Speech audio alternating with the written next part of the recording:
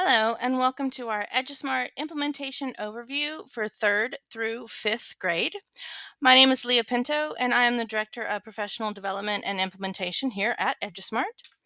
For the next few minutes, we're going to be providing you an overview of EduSmart, including how to navigate the system, all the different types of content that you have available to you, how to create assignments and get those assignments into the hands of the students, ways that you can find your data and use your data in order to drive instruction.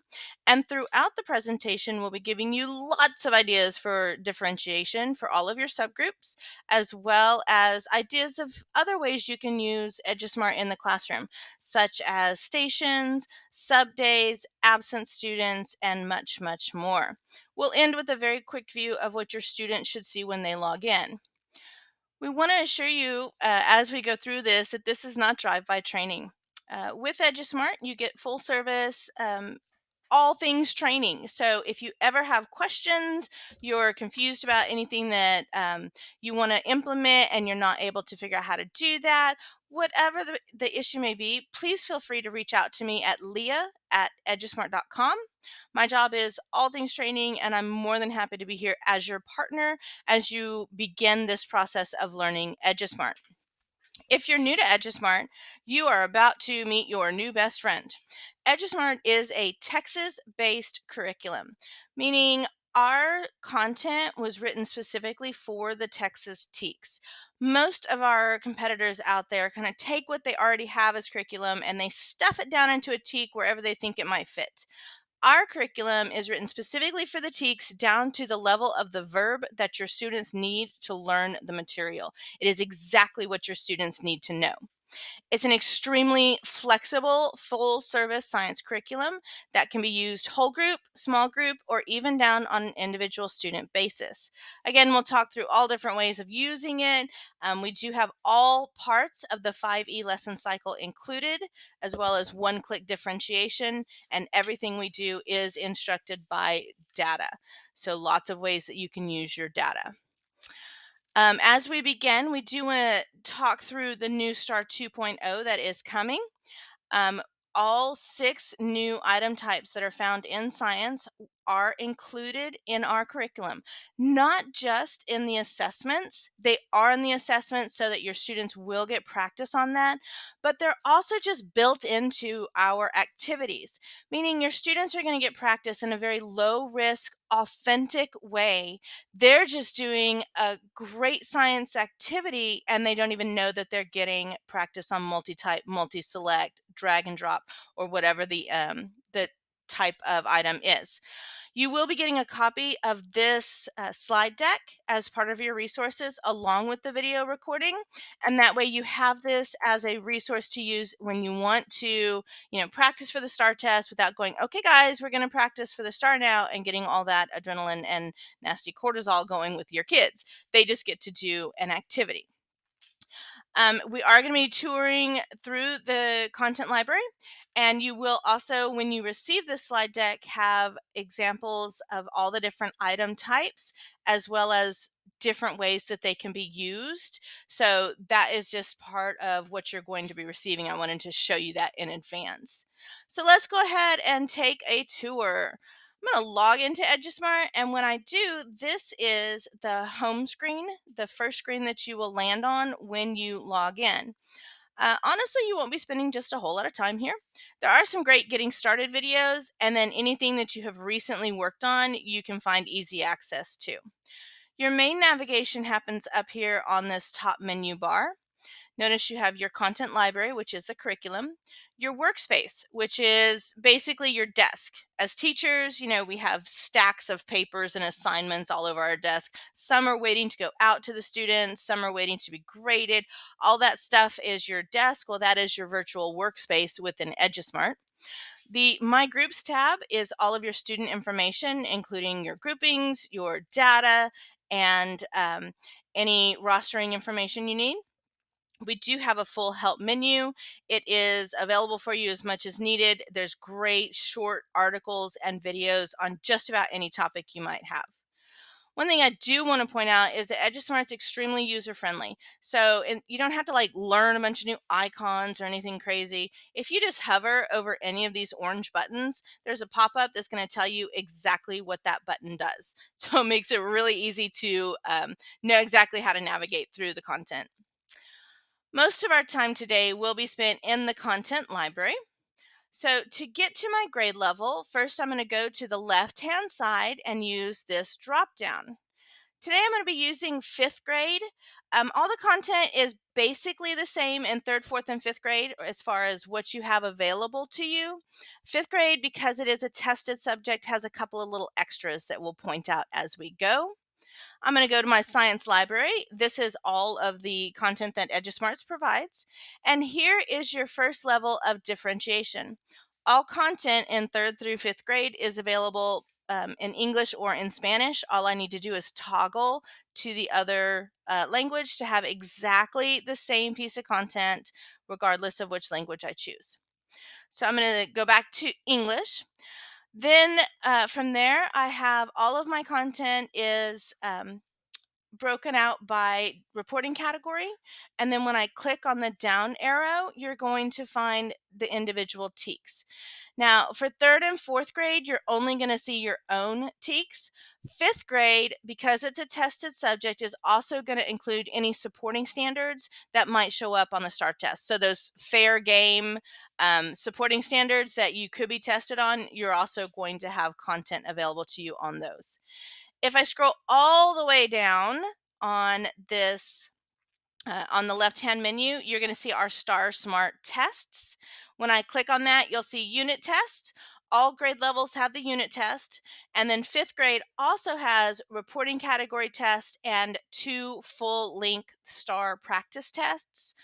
All of these have the new item types built into them. So they match the blueprint for the new STAR, which is 25% of the new item types and 75% multiple choice.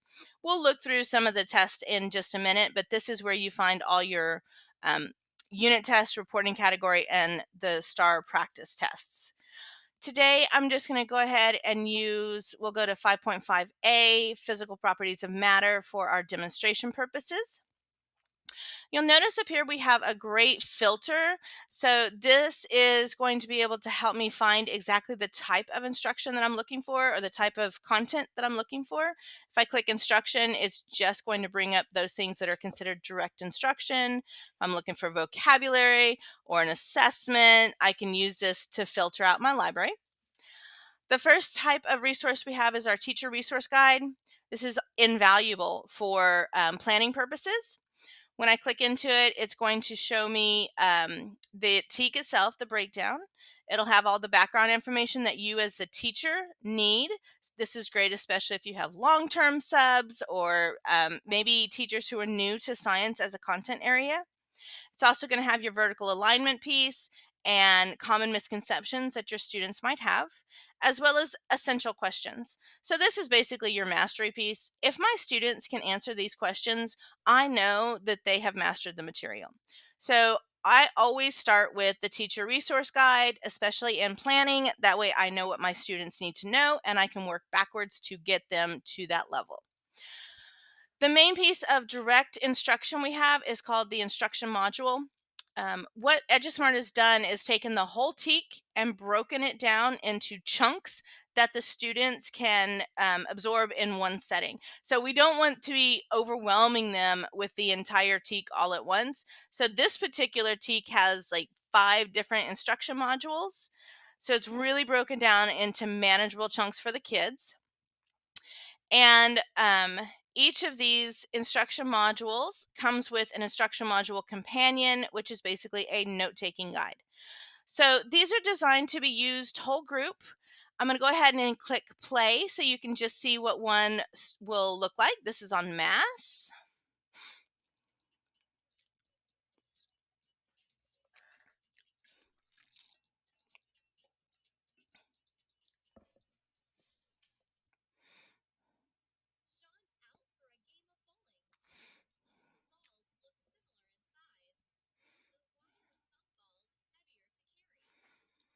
So what's great about the instruction modules is they put science in the context of the students' everyday lives, and it's broken into sections. So there's these automatic pauses that allow for student and teacher discussion.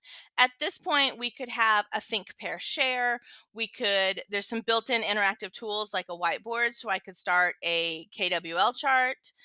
I could have my students come up and give their ideas on the board. If I have a smart board, you can annotate on the board. Why is this ball different than another size ball? It's very, very interactive.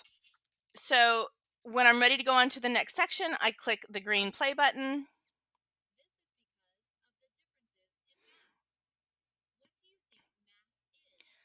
Again, we have an automatic pause to have a discussion time.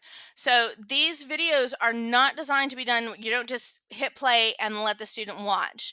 They're very interactive, and we get that science talk, that discussion time. The other great thing is if you have a student who is absent and misses their direct teach, you can assign them the video, and it forces the student to interact with the video as they are watching. So I taught seventh grade. I'm sure your students would never do this, but mine would click play and then go play a video game and never pay attention again. This actually forces them to keep clicking play and helping to maintain their focus. So, along with each of those instruction modules comes the companion, the note taking guide, which is a three-part note taking guide. It includes fill in the blank notes with a word bank. It has a graphic organizer, and it has a short constructed response journal prompt. So these are great to keep the kids focused again. They can be used in so many different ways. One thing you'll notice is this is text entry. So this is one of the new star item types. The student has to be able to click into the correct box and then type the word or words in that box.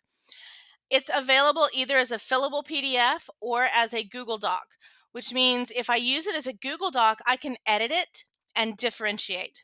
Maybe I have students who need a little more student-led version. I could take out the whole word bank and use that acceleration to help them get the student-led version that they need.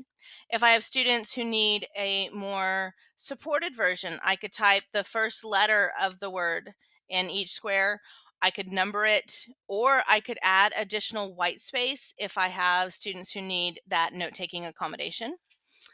The graphic organizer is also great for having students work together, and that way they're again using that student talk. You can strategically group your students. And then the short constructed response journal prompt, they usually have some kind of little graphic, and then they have the students type in their response. These are great for exit tickets, by the way, so you can really easily see who has gotten the information and who hasn't. So again, that instruction module and the I Am Companion, the note-taking guide, that comes with each of the parts of the TEAC. This one has 5. And along with those, we offer what we call a student review. So the student review takes the entire information from the instruction module and it kind of focuses it down into what are the 3 most essential concepts the students need from that video. So it's a great way to review. They're excellent to use as a small group intervention. They do have formative questions built in. So it's going to give a section of video and then it's going to stop and ask a formative question. So they can be used independently by the students. They're designed to be independent. However, they also work great for interventions. Next, we have our quizzes. There's 1 quiz per TEAC. It is a 10-question quiz. It is accommodated automatically with text-to-speech built in. So all I would have to do is hit the little speaker button to get my text-to-speech if needed. Um, Again, that's for both the question and answer choice. I can assign these to my students digitally, or I can actually print it and have them do a printed paper pencil version. So that's kind of the heart and soul of EduSmart. And then we get into some of our more fun, like online activities. We have interactivities, which is a gamified version of the instruction. The students do have a chance to, there is formative information on how the students are doing. Our simulations are digital online labs. They go through the entire lab process. They make predictions. They create a hypothesis. They collect data and analyze their data and draw conclusions. You can do this. I'm going to click right here where it says view printables. I can do this either as a traditional lab form or a claim evidence reasoning activity. So just depending on how you want that data to be collected, that claim evidence reasoning is very student-led, where the lab form is more supported for your students. One of my favorite pieces of content is the Word Explorer. This is a great three-part um, activity that helps the students understand the vocabulary, which can be absolutely overwhelming for our students. It's going to automatically read the directions.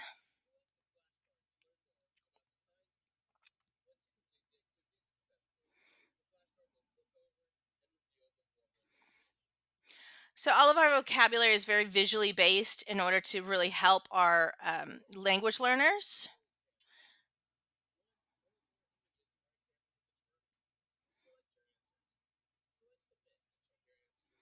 So this is part one. It is a visual example of the vocabulary.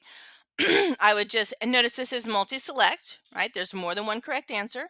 So I would just click on the correct answer, what I think is the correct answer, and click submit. It tells me I was incorrect, so I'm going to try these three again. So we know we don't want your students to ever reach a point of frustration where they just start clicking anything to go on to the next part of the activity. After two tries, we give them what we call a lifeline. Lifeline is this little show answers button, and it highlights the three correct responses. The teacher can see how many lifelines the students used, so it gives you a lot of good feedback. Once I have the correct answers, I can click submit, and it's going to go on to part two.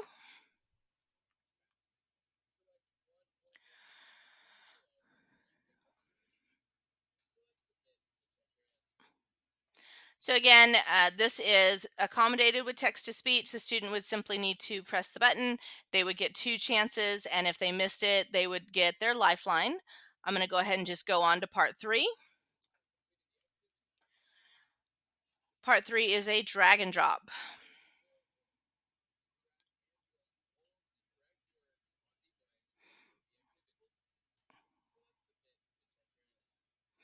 So in this case, I just drag and drop the word to the correct area. So now you'll notice that we have multi-part, multi-select, and drag and drop all within this one particular activity. So that's three of the new item types. When I click submit, it's going to keep the ones that I got correct and only make me redo the word that I did not. I click submit when I'm correct. It goes back to the main screen, and you'll notice now I have the formal definition of the word. They can do this, the students can do this as many times as they want to reach mastery of the vocabulary. So that is definitely one of our favorite pieces of content. We also have hands-on activities. It depends on what the activity is as to what the students really need. You can think of these as your traditional hands-on in class. Sometimes they're inquiry-based labs, sometimes they're STEM-based labs, sometimes it's a research project or even a worksheet like a Venn diagram, if that's what's going to be what helps your students master the material the best. So there's always the hands-on component because we know students need to be doing the science as well as the computer version of it. The last two pieces of content are both literacy based. We have tons of journal prompts. Journal prompts usually just have a quick little graphic and then it's a short constructed response. And then our readers are available at multiple lexile levels. Again, they're available in both English and Spanish. And you'll notice that they have the science teaks as well as the ELA teaks. So they are really great, just high interest, high quality science readers. They are accommodated with text to speech as well as visual accommodations with just these little buttons right here. They have tons of graphics. Again, they're really interesting content. And then they end with a 5-question formative probe. The first 3 questions are multiple choice.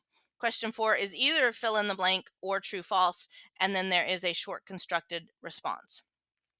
So that is all the different content that is available in our content library. In order to assign the content to your students, you have three options. I can either use pre-built assignments. So what we've done is taken the direct teach and then the independent student work for mastery and separated them out. You can preview them with the little eyeball button, or I can assign them with the assign button. And again, all I'm doing is hovering over the orange button and it will tell me what it wants, what that button does. So I can assign these out as pre-built. I can assign my own playlist as well. So if I choose to create a playlist, all I have to do is click the add to playlist button. So I'm going to go ahead and add this to my playlist. Maybe I want to go ahead and add the quiz and a student review. Notice every time I add something, my playlist button here, the number increases. So now I have 4 items. I can add a simulation and a reader. When I click playlist, it comes up with 2 options. It's all the same content. What this is asking is how do you want to give the content to the students? If I want to, as a teacher, stand in front of the class and lead them through the content, that's a live lesson. If instead I want to actually push the content out to their individual devices, that would be an assignment. So it's going to do the exact same thing. It's just how do I present this to the kids? Um, for the instruction modules, the videos, usually you want to do it as a live lesson. That way you're leading them through the content. We're not just pushing play and letting it go. For the independent practice, you want to create an assignment. So it takes you to almost the exact same screen. This up here would say create live lesson instead of create assignment, but pretty much everything else is kind of the same. You just fill in your subunit. Oops, sorry, that was physical properties. I can give it whatever name I want to give. So I could say this is 5.5A. Whoops, 5.5A homework, or this may be my week 3, or I could even say, okay, this is what I'm going to be teaching on the 1st of February, however you choose to name it. I can change around the order by dragging and dropping. Super easy to do. And once I'm done, once I have it exactly how I want, I click Save Assignment. So I haven't sent it out to my kids yet. All I've done is created it. In order to assign it, I go to my content or my workspace. Again, your workspace is like your digital desk, and I hit the assign button. So that's right there. Now, if I had created a live lesson, it would show up under this tab. Assignments show up under this tab. When I click assign, I have 3 options. I can assign it on EduSmart. What's cool is that if I have like a morning class and an afternoon class, I can assign it to everybody all at once. I just click my classes and I click when I want it to start, which would be today, and when I want it to end, excuse me, which would be the end of the month, and I click assign. Done. I can also, when I click that assign button, and I assign it on EduSmart, I can do just a particular class. So maybe I have a class I know I need to assign things to in Spanish. I can create a group for that, which I'll show you in a second, and then I can just assign it to that group. Or if I have an intervention group, like I know this particular group is not understanding this concept, I can take just a intervention group. So this is where I control who I want this to go out to. Or I can even assign it on an individual student basis. So I can just click down to the student level. This student missed a week of instruction due to the flu. I can assign out anything I want to this particular student. That's all within the EduSmart platform. I can also copy the URL. So if you have somewhere you post lesson plans, I can just do a copy of that. Or if you have a parent who emails you and says, hey, I need their work for the week. Or you can share on Google Classroom. So I click the share button and it pulls up all of my Google Classrooms. So lots of ways that you can assign content, and it's all under the assign button. We love also that you can share all of your assignments that you created with other teachers. That way you can split the workload. And that's just through the second button that says share with teachers. If it's a live lesson, it's going to be the same thing. All I would do is click start live lesson, and then I can start it with any of my classes. And it's just automatically going to go to the content and begin. The last thing I want to show you is the My Groups tab. If I want to add a new group, I can just click add new group, and maybe this is my tutorial after school group. I know these students are going to be staying because they need extra instruction. I click however many students I want to add and click save. And what that does, obviously I have the new group. Here's my tutorial after school. And now I can create an assignment that maybe is just some extra homework for that particular group. I click assign. I assign on the EduSmart platform, and I can just do that after school group. So it really helps me to differentiate instruction and get exactly what the kids need into their hands. Finally is our data reporting. The second button under groups. Oh, I do want to mention that the data always stays with the students. So I can delete any of these groups at any time I want, and I do not lose any data. The data always stays with the kid. So everything they've done is still going to be there. So I can add groups, I can delete groups, I can change that throughout the year, and I'm never losing the information on what the students actually did. The reporting button is the second button here. We have a ton of different ways that you can find your student data. So we do it by either assessment or assignment. And I'm going to go back to my slide deck real quick here, just to show you kind of the thought process behind those two. The formative, these are assignments, would be anything that the student can do over and over and over again to reach mastery. We want them to have a growth mindset for these types of activities. The summative data, these are the assessments, are your quizzes, unit test, reporting category, and practice star tests. So within the platform, what that looks like is assignments or assessments. I can get that on a group or class level or an independent student level. I also have my progress monitoring, which will show me by student, by TEAC, how my kids are performing. So this is a great one to check out as you're getting ready for tutorials or intervention groups, as you're preparing for end of year testing. Again, that was all under the progress monitoring report. The last thing is just a quick view of what the students see when they log in. This is their homepage that they land on. It's going to have anything that you have assigned out to them. Here is any past due work. So even if they don't get it done in time and they come to you at the end of the 6 weeks and they're like, how can I bring up my grade? And you're like, well, do the assignment. It's still available. They can still do it. They just have to go to past due assignments.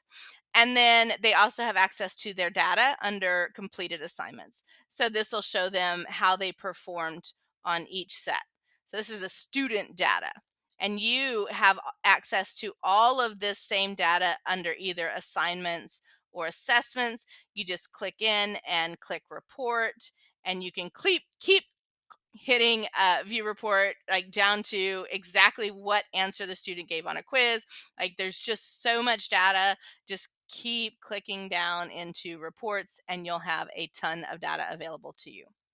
So again, the slide deck that you're going to receive is going to have lots of ideas for sub days. This tells you what you need to do in advance, what the sub will do, and how to get your data for that. It will have ideas on things like stations and how to set up EduSmart within stations. There's a lot more information for you that you'll be receiving. So we do encourage you to use this as a reference. So thank you very much for your time today. I know we threw a lot of information at you. Again, we are always available throughout this process as you are learning. Feel free to reach out to me at leah@edusmart.com with any questions, concerns, or anything that you would like to work through. Thank you very much and enjoy the rest of your day.